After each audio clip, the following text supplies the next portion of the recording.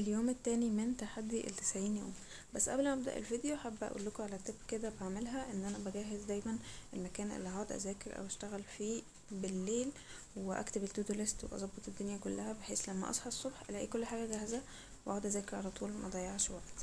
اليوم التاني كان زي اليوم الاول بالظبط بالنسبه لي، ونفس الحماس عندي زي ما هو مقلش، وعندي نفس الاكسايتمنت، ولسه شايفه ان انا متحمسه للروتين ده. بقيت بحاول اعمل حاجه تنجز معايا في الوقت شويه، وهي ان انا اقول الاذكار وانا بكتب التودو ليست.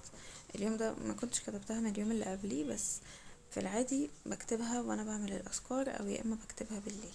بعدين بحب ابدا دايما بالقران في اليوم عامه، علشان بعد كده يبقى كله ماشي بالبركه يعني.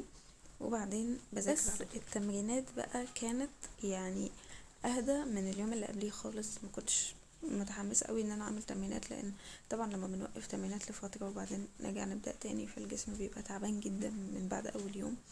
فعشان كده كنت تعبانه جدا من حوار التمرينات ده. عملت تمرينات واهم حاجه في الروتين ده يا جماعه الديسيبلين والكونسيستنسي، وان احنا نفضل مستمرين ايا كان الموتيفيشن بتاعنا عامل ازاي. فعشان كده عملت تمرينات برضو وانا مش متحمسة، بس ما عملتها. لسه ما عنديش اي فكرة انا همشي بقية ال88 يوم ازاي، ولكن بالاستمرارية بإذن الله هخلصهم. والحديد والمية الحمد لله مبقوش يعملوا لي مشكلة خالص، مبقتش حاساهم ان هما تاسك صعب او كده. وبس، حتى لو ما فيش سبب واضح يخلينا نكمل، فاحنا هنكمل. بس كده.